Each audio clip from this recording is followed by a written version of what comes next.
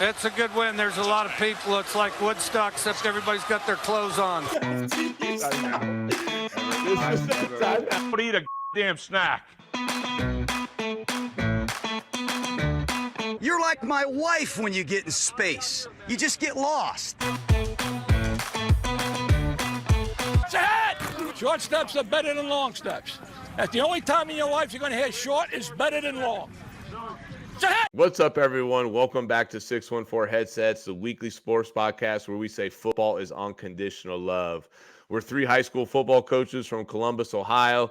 We consider our show a movement of this lifestyle, of this great game we love. We're excited to have you join us in this movement we're all about. Boys, say what's up to everybody. How we doing? Excited to get on here with the boys. The best day of the week right here.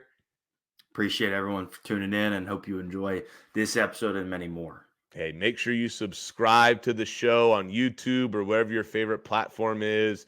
Give us a like, give us a comment. Follow the show at 614headsets.com and check out the lab and all the fun X's and O's things that we're trying to bring to you on there. And we appreciate everybody that is following us. And if it's your first time joining us, we hope you stay with us. All right, everybody enjoy the show. As we get rolling today, 614 Headsets is proud to be presented by Fundraising. University of Ohio offers a variety of fundraising efforts that helps football teams run profitable, effective, and fast-paced fundraisers designed to raise the most money in the shortest amount of time to reach their fundraising goals. Fundraising University of Ohio is locally owned, operated, and with their 6-step blitz system will help your team maximize profits. As a current coach himself, Brent Maxwell with Fundraising University will sit down and help you pick, plan, strategize, and execute your fundraiser that will allow you as a coach to focus on your practice time, prep time, player development, and personal time.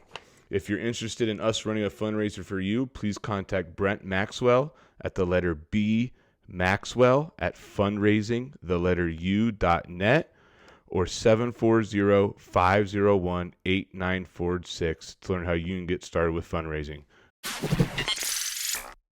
We've got another great episode tonight. 614 Headsets. Joined with us is Coach Logan Plumley from University of Indianapolis to talk a little game planning, opponent prep, and just have a great conversation tonight. Coach Logan Plumley was a defensive intern at Miami from 2015 and 2017. As a GA. Miami, Ohio. No, Miami University. Stop saying Miami. Yeah, it's Miami, Ohio. No, GA at Miami from 2017 to 2020. Helped lead a top 3 ranked conference defense in back-to-back seasons and was a 2019 conference champion. Then moved on to Butler University from 2020 to 2022 as an outside linebacker coach and kicking coordinator, and is currently the co-defensive coordinator and DB's coach at the University of Indianapolis. So, Coach, we really want to thank you for coming on. It means a lot to me for you coming on. You were a great mentor and support system in my time at Miami. So it really means a lot for you coming on here and joining our show with us. Yeah, I appreciate it, man. I'm excited to be here. Sayers, you want to kick it off into our famous segment? Absolutely. The best segment of them all, baby.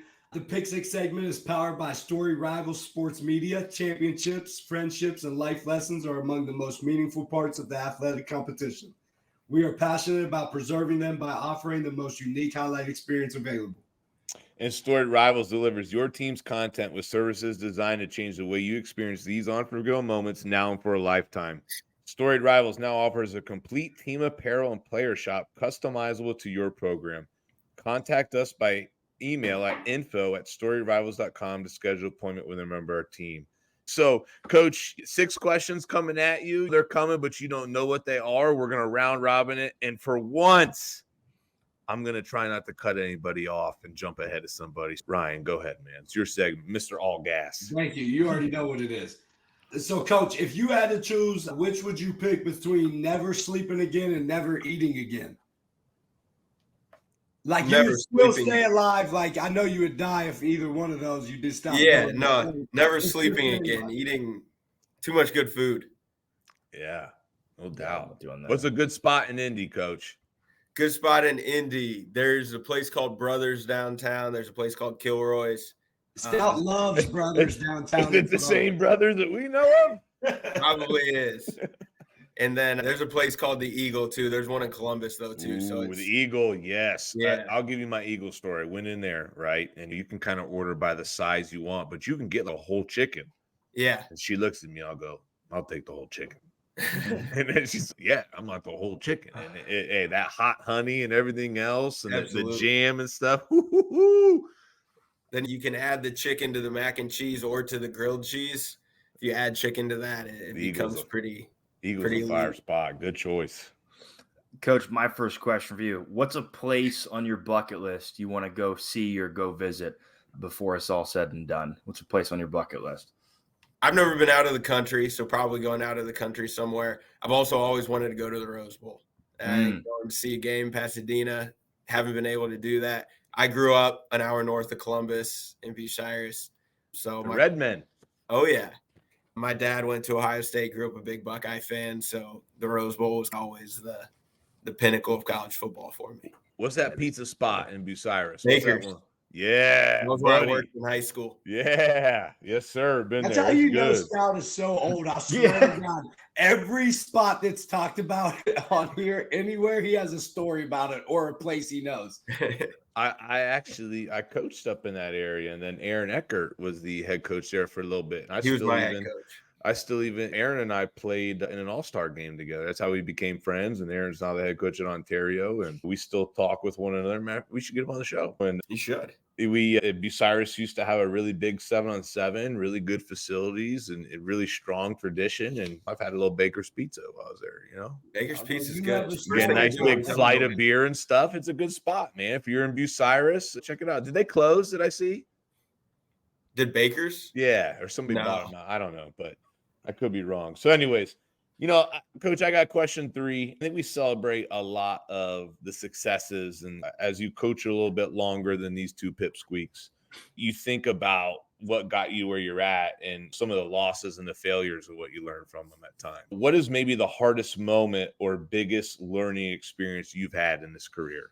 I think in this career, the biggest learning moment, I think you go back, like when you talk specifically about losses, and I would think this would time up to where Donnie you were probably at Miami during this time. It was right after, so we had the 0-6 to 6-6 season, and then we started really poorly the next year.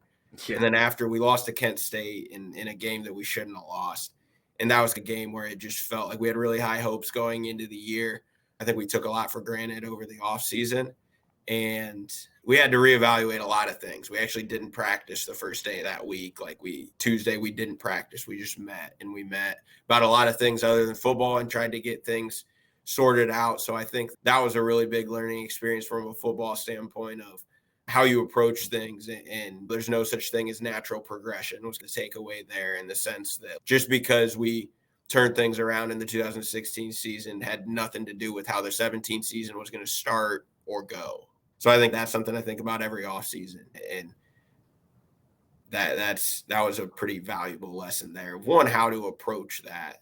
Those are notes that I look back at quite a lot, but at the same time, they're things that it's just like going into off seasons, can't take anything for granted ever, no matter how good things seem like they're going to be. I remember that week after Kent State very well. Yeah, very well. That was rough.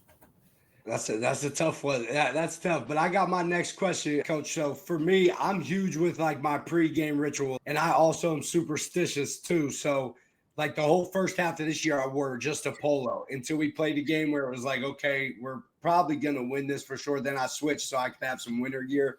But I do the same pregame thing. So what's one thing you do, no questions asked, for pregame, or what's your routine look like for pregame? So if I let myself, I get pretty worked up about things. So I try to stay in the background as much as possible. I'll have a game on at times. Like I'm not too paid attention to it, but I'm like I'm focused, but I'm not trying to be too worked up about anything, get too high, too low about anything. That was something I figured about myself as a player. I didn't want to I could get real amped up and I'd be really out of sorts first drive of the game. I'd be all over the place, keeping myself collected before the games. Are you superstitious at all? Do you have anything where you're superstitious? I don't have any real superstitions. I wouldn't say I'm not superstitious. Like I'll change something up and be like, dang, I shouldn't have done that. That'll get me occasionally, but that's not something I'm not super superstitious. Just a little stitious. Donnie, are you? What's your pregame routine, Donnie? You're young, you're developing your routines. What's yours look like? As a coach, I would always try to get out. Well, as a player, is different. I always don't care about player. We're asking about a coach. We're not talking about that. Yeah, but the Those players days ones are were done. easy. Coach Donovan. The players Those ones were days easy are to done, remember. Donnie. Yeah, those were 5 years ago. Okay, I get your guys were like a decade or two ago, but mine were It's just over, like 5 years ago. Donovan. As a coach, man, I'm like, I think I'd always wear the same pair of shorts or sweatpants no matter what. We gotta wear the same black ones anyway, but always wear the same ones. Always walk the same way to the stadium, even though it switched a couple times over the years. But same time frame, things like that. Nothing crazy now. Players more involved. You want to I talk feel about like him shut my up in big one jeans? is the same as the energy drinks. Like Yeah, if I yeah. win with the energy drink, I'm drinking that same one for the rest of the year. Here you go. Here's my superstition. Got to pop the Celsius. I drink it quick. Walk around the stadium. Walk around the field. Get a little amped up. When the players come out at the same time, we're good to go. Like for me, a superstition thing is it started 2 years ago when we went on the massive winning spree, and I always buy Bruce an energy drink. He doesn't ask. He doesn't ask. It's just an assumed thing. And for 2 years now, before every game, before we get in the van, I hand him an energy drink, and it's just been our thing together, and it's served us well. So He never got you one, Donnie. No, I get my own. That's okay. To defend myself, there are many times I hop on the coach's chat and say, "Hey, who wants stop one? swinging through? Does anybody need anything?" So don't even start. I buy a bag of candy for my guys. I take care of my guys. Like, don't even. He didn't take care of me at Pick North. He never got me an energy. You weren't on my side of the staff, brother. Coach, here's my second question for you. It's a little loaded, but if you could think back maybe to when you were younger or even now, if it stayed the same, do you have a favorite football player of all time or any kind of one that you looked up to growing up, whether it was pro or college or anything like that you can remember over the years? I think so. Growing up, I'm a Bengals fan and then an Ohio State fan growing up. So Troy Smith was always my favorite player growing up. That was why I was number 10. He was my favorite player growing up. I was a big Troy Smith fan. I think as you get older a little bit, it just becomes more of who do you like the way they play the game? And I think Luke Kuechly was a really big one that I loved watching him play. So I think that he was one of my favorites. And then right now, it's fun to be a Bengals fan right now with Joe Burrow. He's fun to watch. But I would say like Troy Smith's the easy answer for me. That was growing up. He was the guy that I had a lot of favorites. Ted Ginn, Chris Gamble was a favorite of mine, but Troy Smith. Love it. The good old bungholes. Oh, yeah. Yeah, I knew there was something I didn't like about you, Coach. There it is. Are you a Browns fan? Absolutely. Yeah, these two losers over here. 100%. Dog pound. U.S. Stout already knows what it is. Yeah, man. My 3-year-old daughter knows how to say, "Here we go, brownies" at the dinner table, baby. She knows. You already She knows already. We're gonna. Hey, you know what? We need to make a dad promise. We take them to a game together sometime. That's what we need to do, actually. 100%. In the dog pound. Showing him how to bark, showing him how to throw elbows, all the good stuff that the dog pound brings. Thing that goes down in the dog pound. All the good stuff. Coach, what is it? What is a personal goal you have for yourself outside of coaching in 2024? I know you're like us and coaching consumes our life, but what's something maybe you're thinking about or chewing on for 2024 outside of coaching? Personal goal, a big thing I needed to do, I think, was I just needed a hobby outside of football. Yeah. So I picked. My mom was a reading teacher, so when I grew up, I was a really big reader. So I've been trying to read like fiction books a lot more. So that's been a big one for me this year. Is been trying to read a lot. Thank God you picked a cheap hobby, man. No doubt. God bless. I'm not a golfer, wife. so that's the. I'm a horrible golfer. It's not fun for me because I'm bad. And hobbies can get expensive. God bless my wife supports this hobby that we're doing right now together. Yeah, supports my woodworking, which takes up half the garage and different things. Now she benefits from that a little bit at times. Kudos to you to picking a cheaper hobby. So good for you. I thought you would be a golfer, Coach Plumley. That's why I love golfing. I love golfing. Most people do. I actually had a coach one of the guys I work with the other day, because it came up. We were talking about going 2 weeks ago, Saturday, spring practice ended. Everyone was like, who's going golfing? And everyone looked at me and they're like, I thought for sure you golf, because we have some new coaches on the staff this year. And one of the guys that's known me a little bit longer was like, oh, there's no way Plumley golfs. And I was like, I don't, but why do you say that? He's like, you get too mad. He's like, if you're not any good, you would get way too mad, way too quick. It wouldn't be fun. I was like, that's exactly why. I get too mad. It's one of those sports, if you can't do it a lot, like it just, I'm with you. Yeah. Get frustrated. It's still fun being out there. That's why I love it. I'm not good. It's not like I'm good. For sure. I like golf. I like golf pre 90 degrees. Like it's got to be a nice cool day.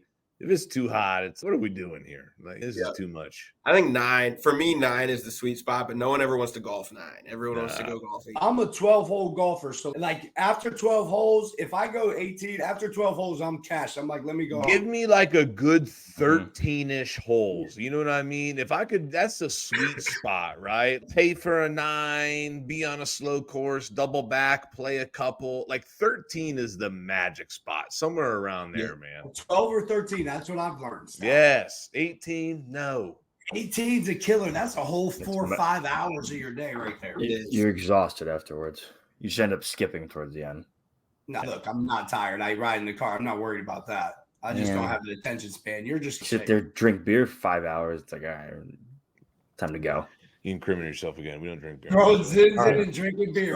Don't drink beer on the campus. That's why I say, hey, his guy's going to get fired here one more time. I'm over 21. I can drink whatever. Hey, let's get into this main topic, Donnie.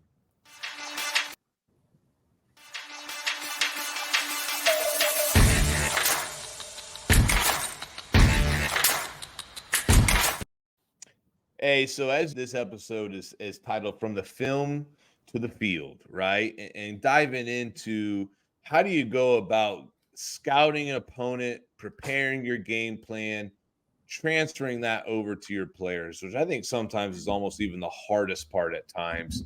And if you're in Ryan's position, coach, your position, my position, sometimes even transferring that to your assistant coaches and things and how you collaborate and build that into it. A big thing of 2024 I've dived into and loved a lot is just diving into how do people scout? How do people game plan? How do you use percentages and practice math and analytics? That has been, for some reason, like my baby this offseason. I don't know what is taking me down that lane, but it's captivated me. And so today, Coach, we want to pick your brain, and we broke it up into scouting the opponent and preparing the players a little bit. And to get us started a little bit, do you have a formula for scouting your opponent? Where do you start with that? Yeah, I think the first thing is our schedule is really beneficial for it. So we technically, our practice day is Sunday, so we play on Saturday, we practice on Sunday, and then Monday's our off day. Yep, that was ours in college too. Yeah. Now, if that's Sunday practice, we're very minimally involved with. It's mostly the strength staff. They're getting our guys loose. They're striders and stuff like that, movement stuff, but it's very limited football, if at all, a lot of times. So a lot of times we basically have 2 full days to be working, putting the first game to rest and then getting ahead on the next game plan. The first thing we do is usually Sunday night. We split up as a staff. We don't usually meet together on Sunday night once we put the previous game to rest. And we all have things we watch. So me, I coach the DBs, I coach the safeties, and then we have a corners coach. Then we have a nickels coach, and we'll focus on the pass game stuff. And we might be in the staff room together going through passing game, finishing up the breakdown and doing the scouting reports are a really big part of it at that point. It's still like we're Division II school. We don't have a ton of GAs. We don't have – a lot of times there's a lot of work to be done on Sundays still, try to get as much done beforehand. And then our D-line coach and our head coach coaches our linebackers. So they'll work more run game stuff, and then our head coach will have a lot to do with just head coaching duties that pull him away from the actual football part of it. And then our D-line coaches also are their co-defensive coordinators. We'll meet together at some point in that evening and kind of tie things back in. But a lot of that is spent separately, just getting a feel for kind of our respective areas of it and talking through things we see with splits and with formations and stuff before we actually start watching. Then when we get there on Monday, that's when we start watching the tape together as a staff. And I think that's when our like quote unquote process really starts. Yeah. So I've always thought it's interesting a little bit too, is you talked about, obviously you split up things between your staff. Like we do that a little bit at our level too. And one thing I want to ask you about is, how do you tailor your week, or how much of the game plan is done by practice one? So obviously Monday off, Tuesday's a big practice. So like, how much of the game plan or a percentage of the game plan is solidified by that first practice? And then you talked about breaking down the opponent Sunday night into Monday. What's the rest of the week look like for you? When I was a student assistant and helping coach college, I remember the Tuesday or Wednesday night, it was third down, and we sat in there and watched all the third downs and things. How do you maybe structure your week to fine tune the game plan as you get closer? Yeah. So once we get past Sunday and we get in on Monday morning, we start with, usually we'll watch a game just in order, most recent game typically in order, watch it through, just kind of a lot of times not even rewinding stuff, you're not worried about a whole lot, just getting a feel of going to certain people. How do they use personnel? What's the game flow like a little bit? Just very generic, getting a feel for them. And sometimes we've done that, like it's a team we're really familiar with, and we might not put as much time into that step. But then when we really get going, we start formationally on Monday mornings. So formationally for us, we're watching first and second down plays. We take out third and fourth downs, red zone, 2 minute, 4 minute, and then like when backups are in. So we filter all those plays out of the cutups. So we're just NDD, normal down and distance, right? Yeah, normal down and distance. We got to help Donovan. He didn't know what P and 10 was. So ND, normal down and distance. Yeah, I figured that one. Okay, all right. Yeah. Hey, did you know that before that, Donnie? Please tell me you did. Right then and there? No, before he just said that. Yeah. I figured. Yeah, normal down is. It seemed like. So you didn't know, you just figured. No, I knew. Yeah. I had a pretty confident guess. Normal down and distance, coach. Filter out some of the special situations. Oh, yeah. Get those out of there. And then we kind of watch by formation type. So we kind of start with what's their top formation type. And when I say that, so tight end off the ball is honestly typically number one for us. It's 11 personnel with the tight end off the ball. So like, even if the trips version of that, whatever your terminology is, their number one formation, and then the 2x2 version of that is way down the list, we're going to watch those back to back just to get a feel. Because for us, those are, typically the run game is going to be similar, whether it's we say gun X and gun Y, whether the back's to the tight end off the ball or whether he's opposite, but trying to get a feel of what's the run game consistency like for pressures. Do we want to pressure to the tight end, away from the tight end? The first thing, we're a 4-down front. So where do we want to set the 3 technique is really the first thing that we get into every week. So we're starting to make those decisions when we get going with it. And just run game first. Like when we're watching first and second down, like we're a quarters team, like we're going to play quarters. That's our base. So it's more of what do we need to do in the run game to maybe bolster what our base does. So watching those similar formations, then watching 10 formations, regardless of the personnel, then watching tight end attached. We don't have any non-11 base teams in our league. We go out of league and we'll play some GMAC schools. We'll play Hillsdale and stuff, and they'll base out of 12. But in our league, we just play 11 teams. Watch those similar formations, and we're looking for where do we want to set the front? What coverages do we want to play? Is there a certain formation that we want to play a certain coverage to? We will check a coverage altogether to a certain formation. Our players are good with understanding formations. That's something we ask them to do. We quiz them on that early in camp so that they understand and can speak the terminology that we use for formations.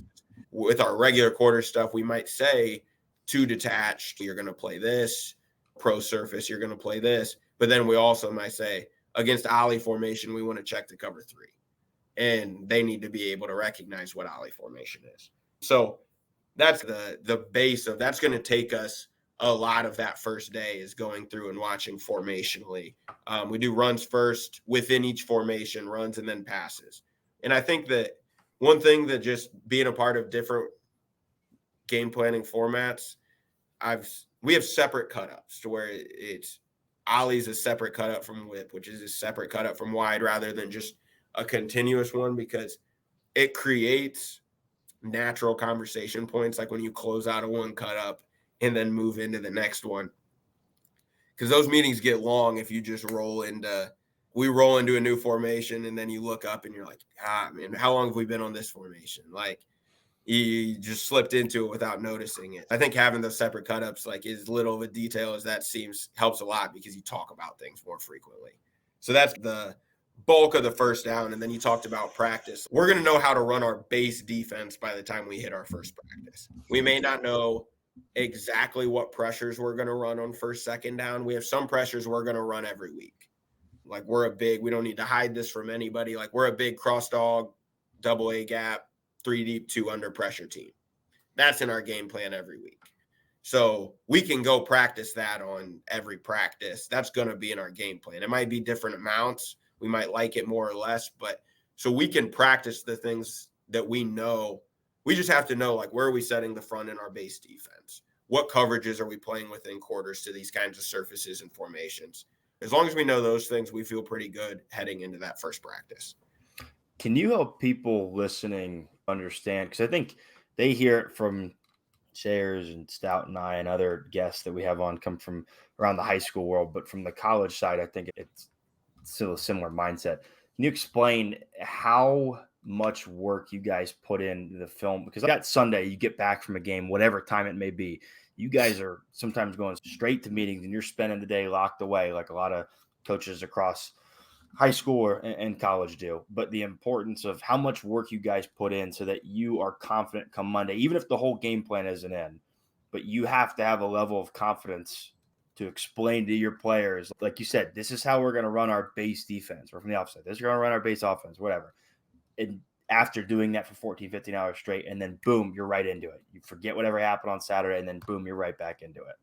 Yeah, absolutely. It hits quick, and really the beginning of the week is saying that it's chaos isn't really accurate because there's a little more to it than that, but it's fast, and there's a lot of tempo to it. There's a lot going on throughout it, and you feel like you're flying around up until after that, really that Tuesday practice hits, and you can go to dinner and come back and watch that Tuesday practice. But up until that point, things move pretty quickly of just getting ready, like you said, Sunday night, making sure that you break down the most recent game, and it's all hands on deck. We don't have GAs that are coming in and breaking it down while we go and start the game planning process. Like, we're all breaking it down so that we can come in and start the game planning together and on Sunday, and then Monday we got to have it all ready for Monday. That's always our goal, is like scouting reports done and breakdown is done on Sunday night. And we don't have super extensive scouting reports. We try to keep it pretty limited to what we give our players. We don't want to give them any extra things that really cloud their minds much. But yeah, Monday's the big game planning day, and that's a long day. And then Tuesday, game plan in the morning, start the situational stuff, and then practice it. So it's fast. Coach, you talked about not giving the players too much, and that was one of my questions that I had today. Is there parts of the game plan that you keep away from the players and you just call those, and you don't share those plays with them, or you might not tell them too many things, but you want that certain defense, certain coverage, or certain something in those situations, but they don't have to know it? Yeah, I don't think a lot of it comes on the front end of like when we install it in camp or whatever it is, understanding situationally when we use those calls. But then, yeah, once the week comes on, I think giving them a general understanding of, okay, we're using this for this reason. But yeah, I don't know that we're like, if it can help them, certainly. Like, there are weeks where it's like, hey, we're going to check man against this 2x2 formation because we want to play with outside leverage and cover routes outside in as opposed to inside out. So I think giving them that information helps them understand, like, if we're literally going to man so that we can cover routes outside in, I better not freaking lose my outside leverage. Like, that's the whole reason we're doing this. I better stay outside and not lose that leverage. Or things like that can certainly help them understand. But if there's nothing really to be gained, like, by it, or it's something that you talked about way back and it's a fairly regular part of it, I don't think crowding their minds with that stuff. And then the other thing that is too much of the offensive stuff, like, Yeah. Learning too much tendencies and non-tendencies and stuff. They got to know what's important. Like they don't need to know that trips is a 50-50 formation. It might be helpful if they know that something's a 90-10 formation, but they don't need to be able to tell you the percentages on each formation, in my opinion. That was going to be my next question too, is do they fill something out for you? Do the players fill like a scouting report out for you guys and get graded by the coaches? That's what we did at Ohio Dominican. And then I was also going to ask, is there a requirement for your guys to watch film, and how do you guys track that if you don't use Huddle? We do not use Huddle. Probably DV Sports or something, right? Yeah, we have Exos. We don't have a requirement for our guys to watch film. They're pretty good with it. Like they watch a lot of film, and I don't really give them anything to structure it early in the week. A lot of what I have them do is the things that I think can be really helpful. But while we're watching it, we're looking more from a schematic thing. So we'll talk about watching it. Like I had a list written down. Like a lot of times the DBs, like watching releases against press coverage is really big, or how the guys stem routes. Have the DBs watch those things. Snap indicators.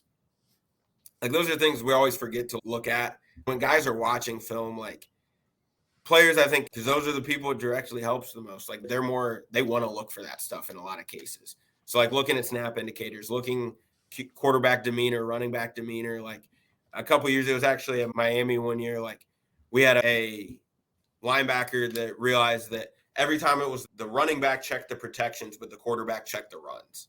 So every time it was the running back that stepped up to the line of scrimmage, it was pass. And every time it was the quarterback that stepped up to the line of scrimmage, it was run. And that was something that one of the players, so they figured that stuff out pretty well.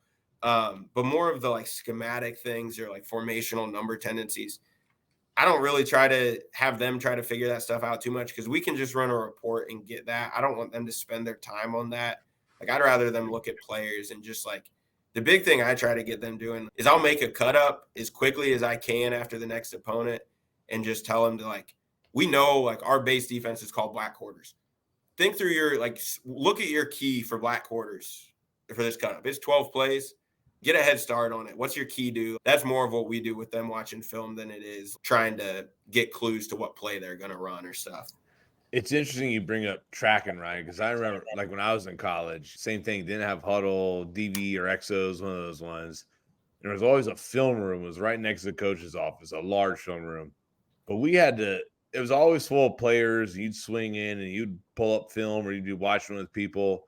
But you'd have to sign in for us. We'd have to sign in and out. Yeah, we had a tally chart where you had to tally your minutes in my offensive line coach's room. So you would tally the minutes, you watch film, and just hearing it and thinking it, look back now, thinking of the coach, there was always coaches swinging through there, taking a peek, who's in there, who's watching stuff. And it's just funny to see that come back full circle, whereas now we have Huddle and most high schools do, and you can track the minutes and things. And that's what's weird. Is I know Huddle you can. We cannot.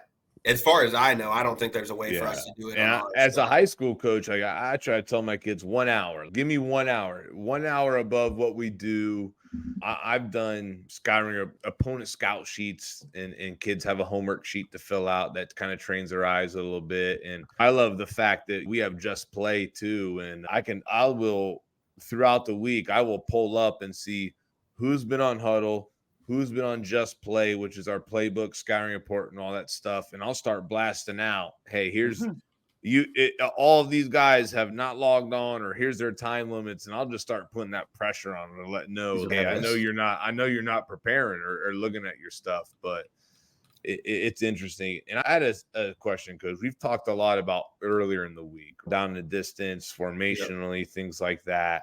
What's the rest of the week look? How do you tailor down into those special situations? Like normal down and distance is going to take you 65-70% of your game. How do you account for that nitty gritty into the week? Yeah.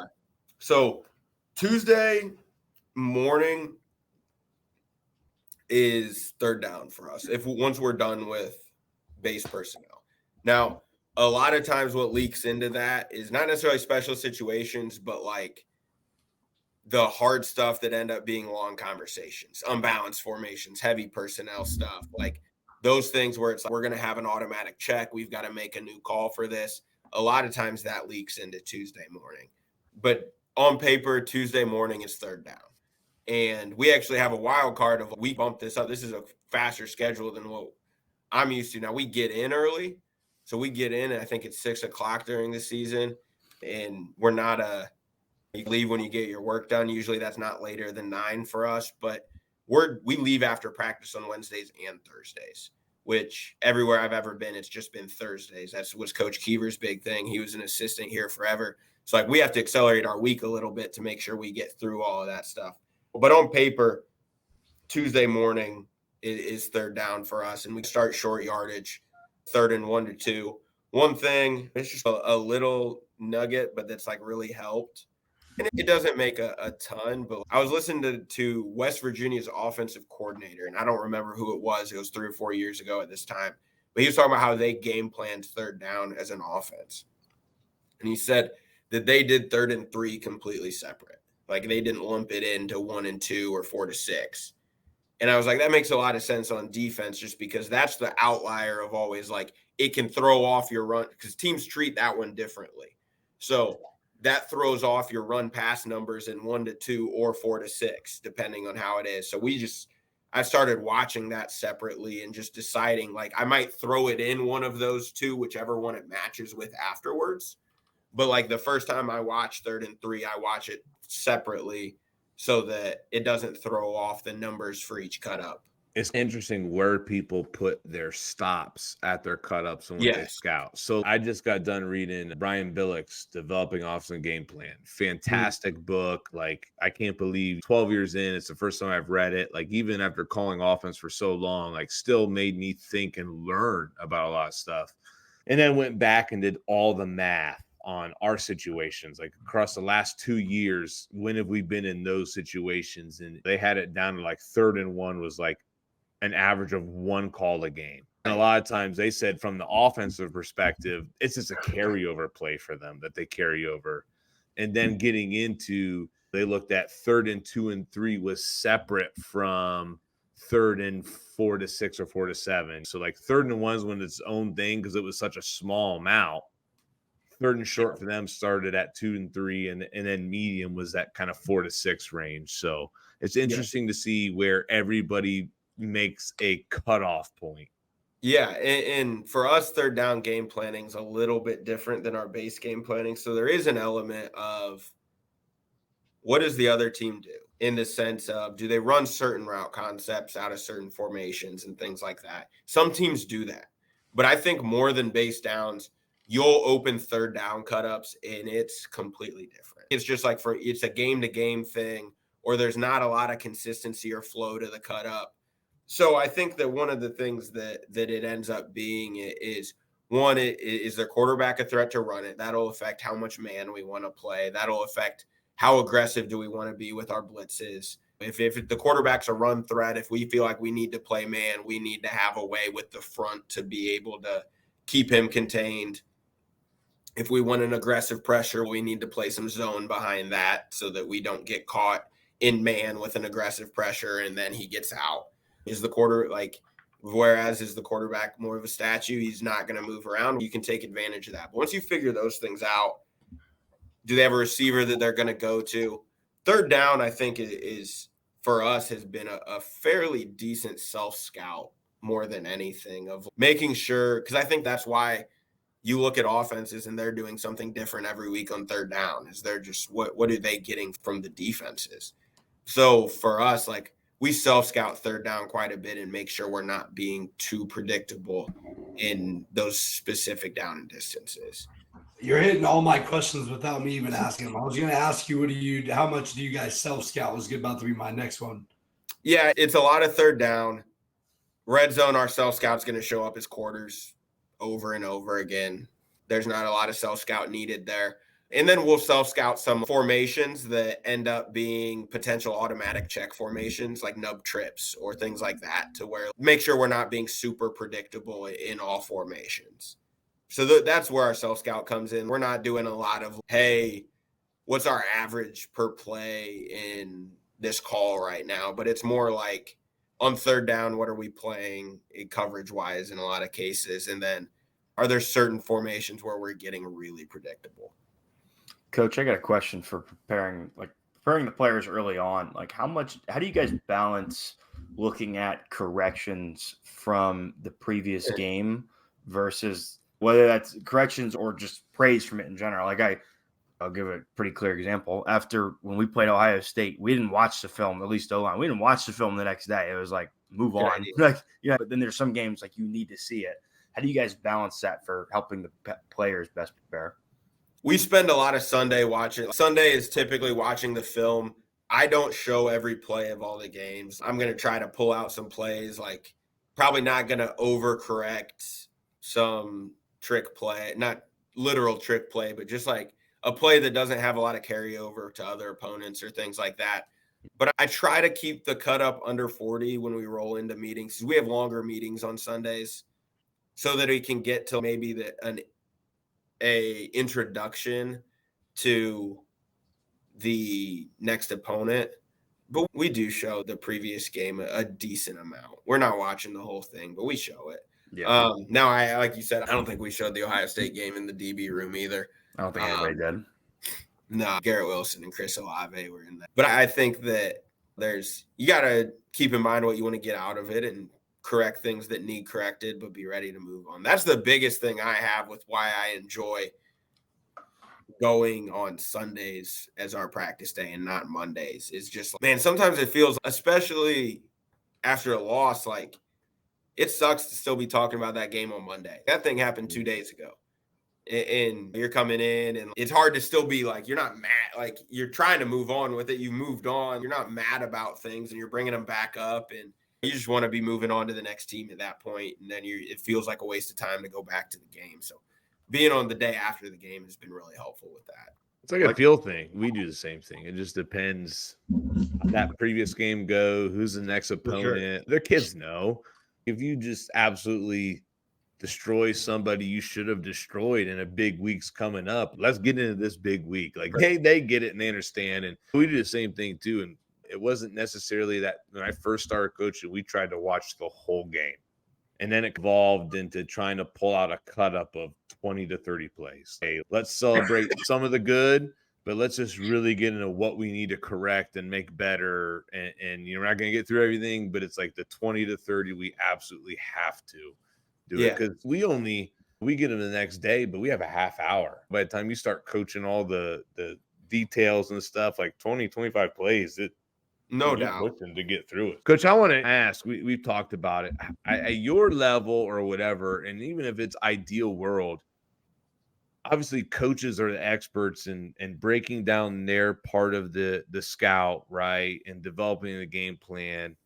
How do you get that information or how do you transfer that to the players? Like we already talked a little bit about accountability, but like you develop the game plan, you develop this. What's your scouting report look like? Like, how do you get it to them? Yeah. We make a scouting report? A lot of it is personnel based. The beginning of it is going to be personnel based where it shows it too deep, kind of highlights who are their go-to guys, any notes on, hey, this guy plays multiple positions, thing like that. And then the second page is formational tendencies. So whether it's a certain kind of formation, or I think one of the things that, Chuck Martin, who's the head coach at Miami, like I thought what separates him as a defensive coach is his process of game planning and being able to categorize and break down formations. And yeah, you might have a list of 40 formations, but they like to do this. Like I remember going into the Central Michigan game, which was the MAC championship game in 2019. It was Wednesday. And it was Tuesday night into Wednesday morning because he works insane hours where he like doesn't come in. He comes in a little later and then he's there until 4 a.m.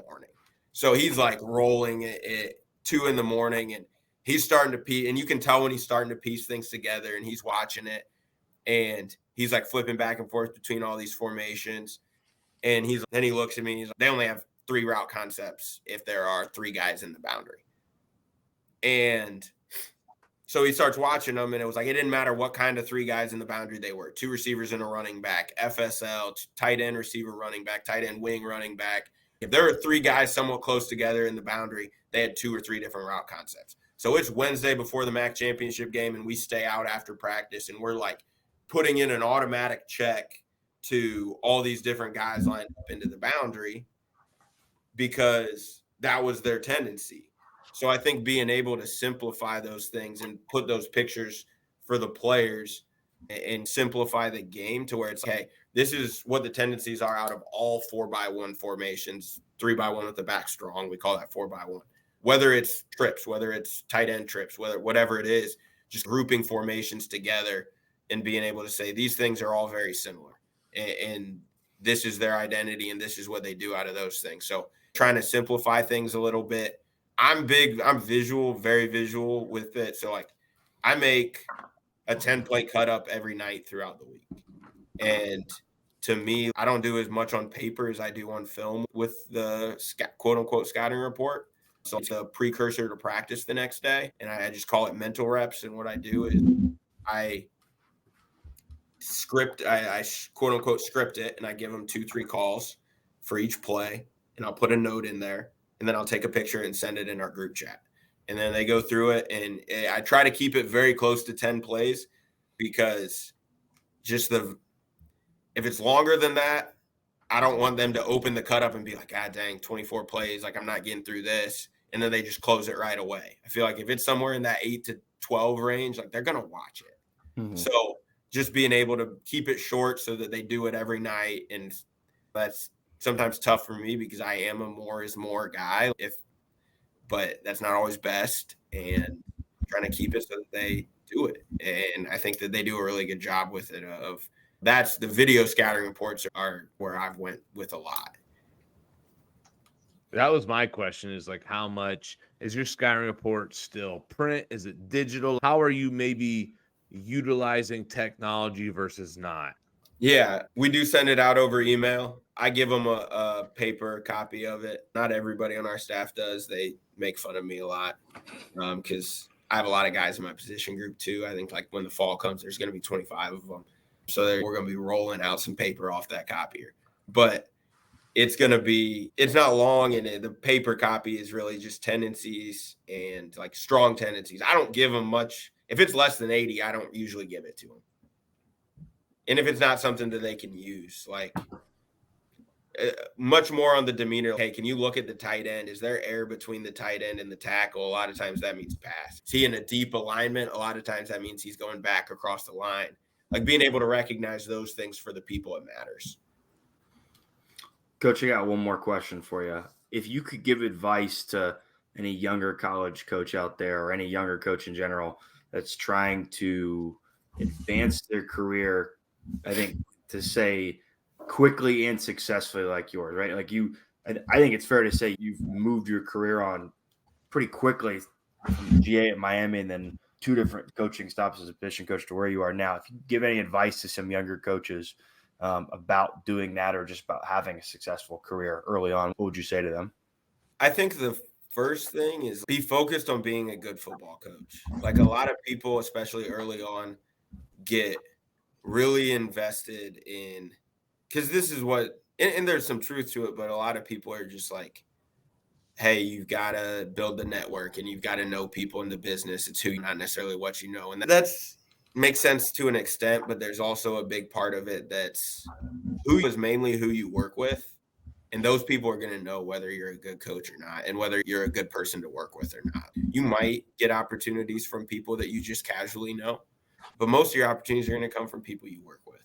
And being a good person to work with and being a good football coach, like they're going to know those things. So for them to want to continue to work with you at other places, they like working with you, and they got to think you're a good football coach. And usually what makes people think you're a good football coach is if you're really invested in the players and want to teach those, being a good teacher. And you can know a lot about football, but it's got to be about the players at the end of the day. So I think that kind of those things, and then just advice for young coaches is take notes about everything. Learn. I refer back to the notebooks that I made from Miami and game plans. Like I'll look back and think about something we did in 2017 or those Kent State notes I talked about all the time. Like I look at that stuff a lot. So keeping notebooks, keeping it somewhat organized so that you can learn from everything. I love it.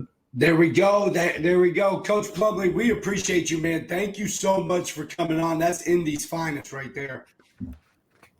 Appreciate you, man. No, we appreciate it. Good. Who do you guys got first this year? We play Hillsdale first. The Chargers. Yeah. Chargers. They used to always beat up on the Ashland Eagles when Stout was there. He's always been scared of Hillsdale. We do appreciate you, though, Coach Plumley. It's been a great time talking with you and getting all that knowledge that you have on the defensive side of the ball. Keep killing it, man. But for all you guys listening, make sure you guys subscribe. You guys follow us on Twitter, on Instagram. Make sure you subscribe to our YouTube. Make sure you get a hold of our sponsors as well. Fundraising University has done a phenomenal job. And then Story Rivals. Make sure you guys get a hold of those guys and get your fundraiser started, and make sure you're ready to get some apparel from Story Rivals. I think Stout still needs his All Blacks, right? Wait from All Black. That's all he's going to say about it. He's talked about it for 3 weeks now. I just want to update everybody how great it is when the quality comes in. I'm just Wear waiting. it. Show it off.